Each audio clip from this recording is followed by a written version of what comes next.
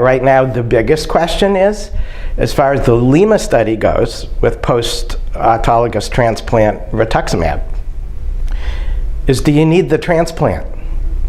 And that is actually being studied as we speak. An intergroup, cooperative group trial was just recently activated,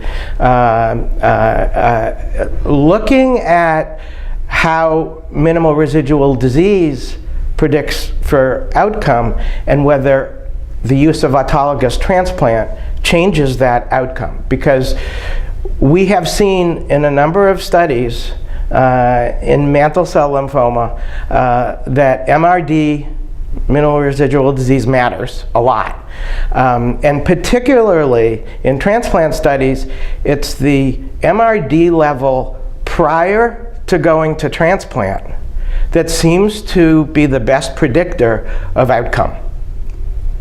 So the question is, in people who have had induction therapy and are MRD negative, do they need a transplant? Does the transplant improve on that outcome?